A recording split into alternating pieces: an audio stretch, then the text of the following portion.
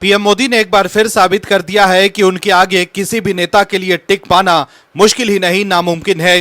कांग्रेस के नेता राहुल गांधी कोशिश तो खूब करते हैं पीएम मोदी को घेरने की, लेकिन हर बार वो मात खा जाते हैं। चुनाव से पहले राहुल गांधी और कांग्रेस के नेता लोगों के बीच जाकर खूब वादे करते हैं, लेकिन चुनाव के बाद क्या होता है वो जानकर आप चौंक जाएंगे। बीजेपी लगातार कांग्रेस की पोल खोलने में लगी हुई है। अब बीजेपी के प्रवक्ता शहजाद पूनावाला ने एक्स पर पोस्ट कर लिखा है कि हिमाचल प्रदेश में खटाखट मॉडल। हिमाचल में 45,000 से ज्यादा आउटसोर्स कर्मचारियों को अक्टूबर के 10 दिन बाद भी वेतन नहीं मिला है।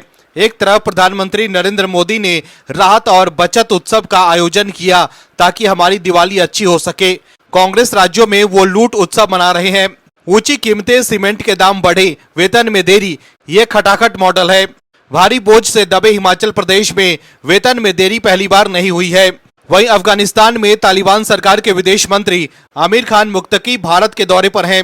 इस बीच नई दिल्ली में आयोजित एक प्रेस कॉन्फ्रेंस में महिला पत्रकारों की अनुपस्थिति पर विवाद खड़ा हो गया। इस मुद्दे को लेकर बीजेपी और कांग्रेस के बीच राजनीतिक वाक युद्ध छिड़ गया। बीजेपी नेता अमित मालवीय और प्रदीप भंडारी ने राहुल गांधी और प्रियंका गांधी वाड्रा पर निशाना साधा। दोनों नेताओं ने कांग्रेस नेताओं पर महिला अधिकारों और राष्ट्रीय संप्रभुता पर पाखंड करने का आरोप लगाया। इससे पहले लोकसभा में विपक्ष के नेता राहुल गांधी ने केंद्र सरकार पर महिला पत्रकारों के साथ भेदभाव करने का आरोप लगाया था। वहीं अब बीजेपी ने पलटवार किया है। बीजेपी ने तालिबान प्रेस कॉन्फ्रेंस की विपक्षी पार्टी की आलोचना पर तीखी प्रतिक्रिया व्यक्त की है। साथ ही कांग्रेस के आरोपों से इनकार किया है और उन्हें पाकिस्तान से जोड़ा। बीजेपी प्रवक्ता प्रदीप भंडारी ने कांग्रेस को पाकिस्तान का सबसे अच्छा दोस्त कहा। प्रदीप भंडारी ने एक बार फिर राहुल गांधी पर फर्जी खबरें फैलाकर पाकिस्तान के पक्ष में बल्लेबाजी करने का आरोप लगाया। प्रदीप भंडारी ने एक्स पर लिखा है कि भारत और अफगानिस्तान के रणनीतिक रूप से करीब आते देख पाकिस्तान और राहुल गांधी बौखला गए हैं। राहुल गांधी एक बार फिर फर्जी खबरें फैलाकर पाकिस्तान का पक्ष ले रहे हैं। तथ्य जांच 1, अफगान विदेश मंत्री के साथ VIF इंडिया का सार्वजनिक कार्यक्रम, महिला विचारक मौजूद। महिला विचारकों ने इस बारे में ट्वीट किया। तथ्य जांच 2, वियना राजनयिक संबंध सम्मेलन, गांधी वाड्रा परिवार भारत अफगानिस्तान संबंधों का विरोध करके पाकिस्तानी बयान का समर्थन कर रहा है।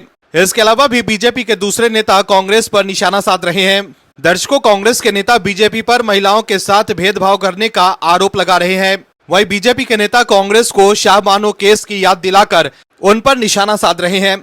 वहीं आप दर्शक क्या सोचते हैं? अगर आप मानते हैं कि कांग्रेस का आरोप गलत है, पीएम मोदी की सरकार में महिलाओं के साथ भेदभाव नहीं होते हैं, तो कमेंट में यस जरूर लिखिए ताकि विपक्ष को साफ संदेश जाए कि लोग पीएम मोदी के साथ हैं। इस खबर में आगे आपको बताएंगे सब कुछ डिटेल में, तो बने रहिए हमारे साथ अंत तक और देखिए हमारी ये खास रिपोर्ट। साथ ही आप दर्शकों से विनम्र निवेदन है कि अगर अब तक आपने चैनल को सब्सक्राइब नहीं किया है तो अभी कर लीजिए।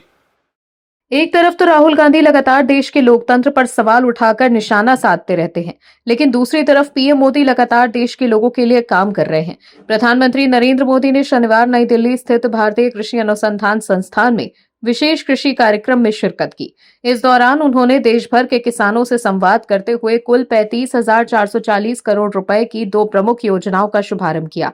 एक 24,000 करोड़ रुपए की प्रधानमंत्री धन धान्य कृषि योजना और दूसरी 11,440 करोड़ रुपए के दलहन क्षेत्र में आत्मनिर्भरता मिशन। इन योजनाओं का उद्देश्य फसल विविधीकरण, भंडारण क्षमता बढ़ाना, सिंचाई सुविधाओं में सुधार और दलहन उत्पादन में आत्मनिर्भरता हासिल करना है। इसके अलावा प्रधानमंत्री कृषि, पशुपालन, मत्स्य पालन और साथ ही खाद्य प्रसंस्करण से जुड़ी 5,450 करोड़ रुपए से ज्यादा की परियोजनाओं का उद्घाटन और 815 करोड़ रुपए का नई परियोजनाओं की आधारशिला रखेंगे। इनमें देश भर में कोल्ड चेन, IVF लैब, मछली चारा संयंत्र और डेयरी से जुड़ी परियोजनाएं शामिल हैं। कार्यक्रम के दौरान पीएम नरेंद्र मोदी किसानों को प्रमाण पत्र भी वितरित किया और विभिन्न योजनाओं को लाभान्वित दलहन किसानों से सीधा संवाद किया। दर्शकों, राहुल गांधी और विपक्ष के लोग सिर्फ बात बनाते हैं, लेकिन पीएम मोदी का काम बोलता है।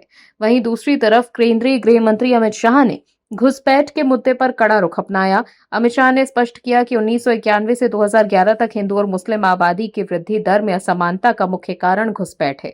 उन्होंने कुछ राजनीतिक दलों पर वोट बैंक की राजनीति के लिए घुसपैठियों को आश्रय देने का आरोप लगाया। अमित शाह ने यह भी चेताया कि यदि घुसपैठ पर रोक नहीं लगी तो देश धर्मशाला बन जाएगा।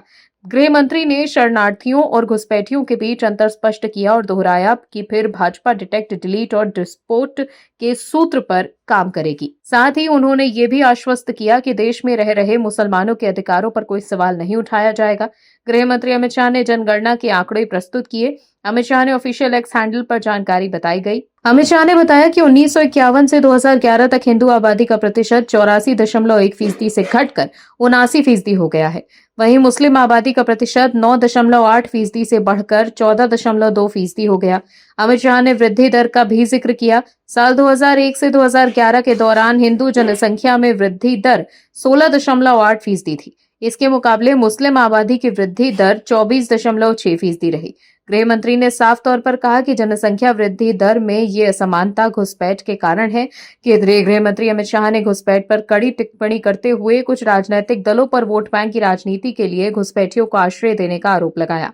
शाह ने चेतावनी दी कि यदि घुसपैठिए नहीं रुकी तो देश धर्मशाला बन जाएगा, इसीलिए इस पर रोक लगाना राष्ट्रीय सुरक्षा के लिए आवश्यक है। शाह ने स्पष्ट किया कि गुजरात और राजस्थान जैसी सीमाएं होने के बावजूद घुसपैठ न होना बताता है कि ये राजनीतिक संरक्षण का विषय है। वहीं दूसरी तरफ कर्नाटक के धारवाड़ में सरकारी कार्यक्रम के दौरान कुरान की तिलावत पाठ को लेकर एक नया विवाद खड़ा हो गया है।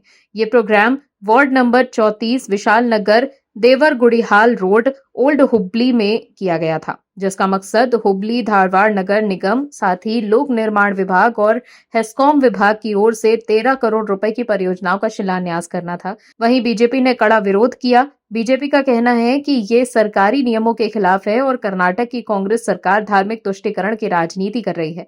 वहीं वेनेजुएला की विपक्षी नेता मारिया कोरेना मचाडो को 2025 का नोबेल शांति पुरस्कार दिया गया है। नोबेल पुरस्कार के ऐलान के बाद कांग्रेस ने वेनेजुएला की मुख्य विपक्षी नेता मारिया कोरेना मचाडो की तुलना लोकसभा में विपक्ष के नेता राहुल गांधी से की। कांग्रेस प्रवक्ता ने संकेत दिया कि जैसे मचाडो को अपने देश में लोकतांत्रिक अधिकारों के संघर्ष के लिए यह पुरस्कार मिला है, वैसे ही राहुल गांधी संविधान बचाने की लड़ाई लड़ रहे हैं। कांग्रेस प्रवक्ता सुरेंद्र राजपूत ने एक्स पर एक पोस्ट करते हुए मारिया और राहुल गांधी के बीच कई समानताएं गिना डाली। कांग्रेस प्रवक्ता ने सोशल मीडिया प्लेटफॉर्म एक्स पर मचाडो के साथ राहुल गांधी की तस्वीर शेयर करते हुए लिखा कि इस बार शांति का नोबेल पुरस्कार वेनेजुएला की विपक्षी नेता को संविधान की रक्षा के लिए दिया गया। भारत के विपक्षी नेता राहुल गांधी देश के संविधान को बचाने की लड़ाई का नेतृत्व कर रहे हैं। सुरेंद्र राजपूत ने कहा कि दोनों ही विपक्ष के नेता थे जो अपने अपने देशों में लोकतांत्रिक आदर्शों के लिए लड़ रहे थे। वहीं इसको लेकर बीजेपी नेता शहजाद पूनावाला का रिएक्शन आया।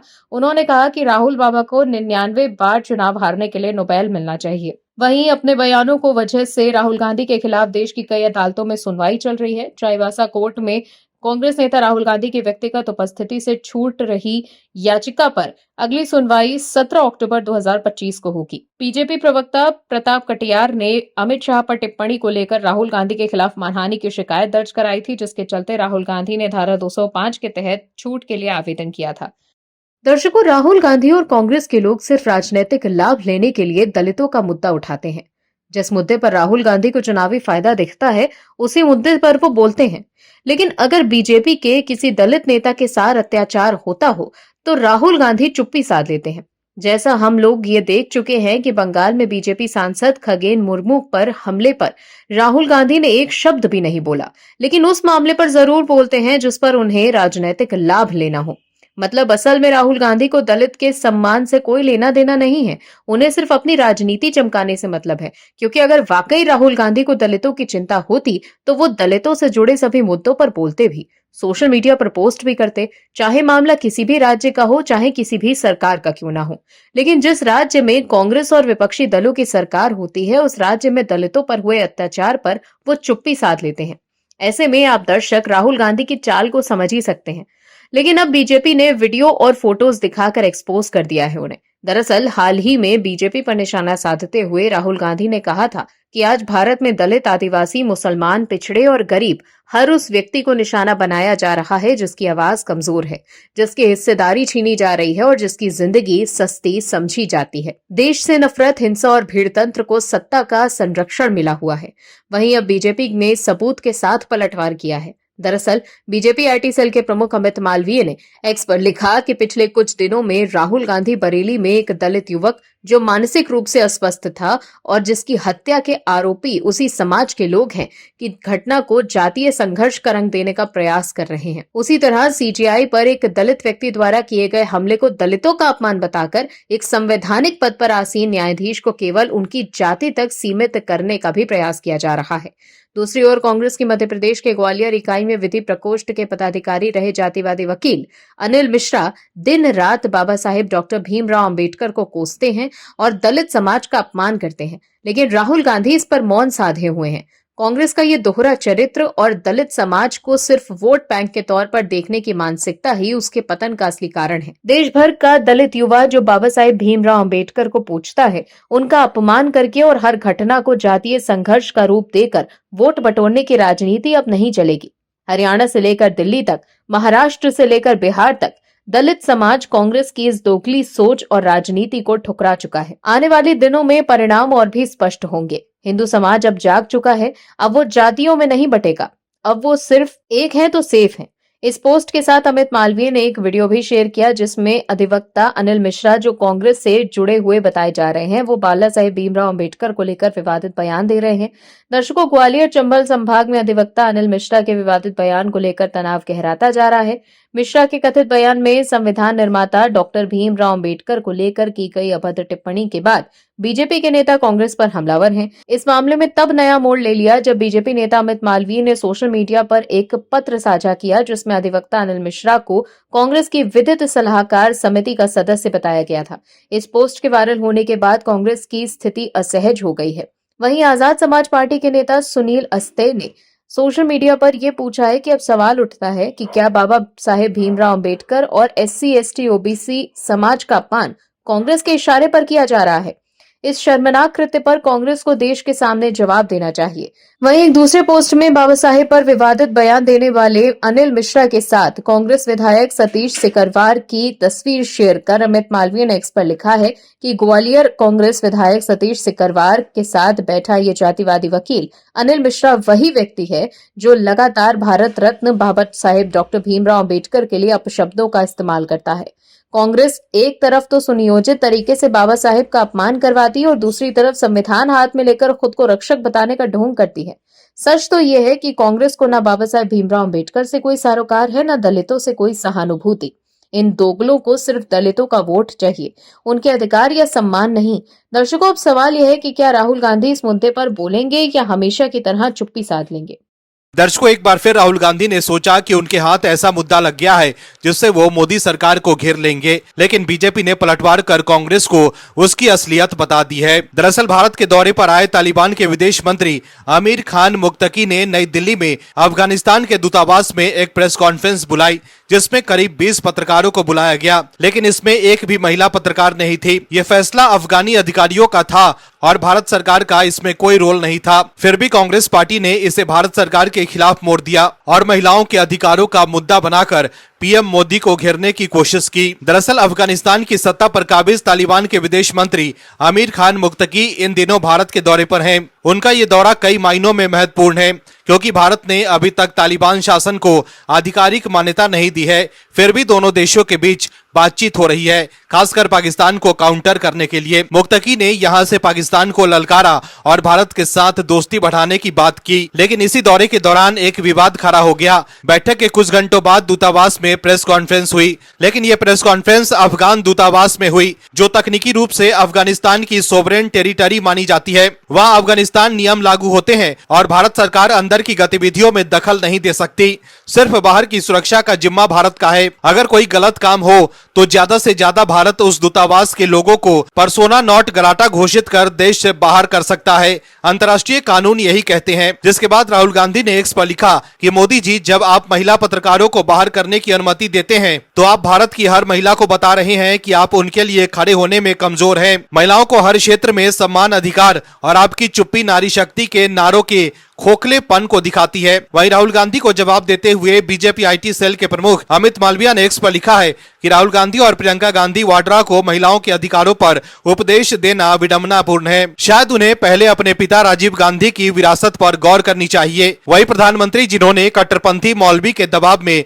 सुप्रीम कोर्ट के शाहबानो फैसले को पलट दिया था और एक बुजुर्ग मुस्लिम महिला को उसका जायज मामूली गुजारा भत्ता देने से इनकार कर दिया था। अमित मालविया ने आगे लिखा कि जो कांग्रेस कभी कट्टरपंथियों के आगे झुक जाती थी, आज भी उसी राह पर चल रही है। 3 तलाक के उन्मूलन का विरोध, हलाला और बहुविवाद पर चुप्पी, समान नागरिक संहिता लागू करने में कोई दिलचस्पी नहीं, जो ये सुनिश्चित करेगी कि मुस्लिम महिलाओं को अन्य धर्मों की महिलाओं की तरह विरासत और तलाक के समान अधिकार प्राप्त हो। कांग्रेस के लिए राजनीतिक तुष्टीकरण हमेशा महिला सशक्तिकरण पर भारी पड़ती है। अमित मालविया ने आगे लिखा कि देश में कट्टरपंथी का समर्थन करती लेकिन एक संप्रभु गणराज्य के अपने सामाजिक और धार्मिक ढांचे के अनुसार कार्य करने के अधिकार पर सवाल उठाती है, केवल इसलिए क्योंकि इस तरह की कार्रवाइयां आतंकवाद के वैश्विक केंद्र पाकिस्तान के खिलाफ भारत की राजनीतिक स्थिति को मजबूत करती है। जबकि महिलाओं की गरिमा या राष्ट्रीय संप्रभुता के लिए खड़े होने की बात आती है तो कांग्रेस का पाखंड बेजोर है। Bureau report OMH news. आप दर्शकों से विनम्र निवेदन है कि चैनल को सब्सक्राइब जरूर करें।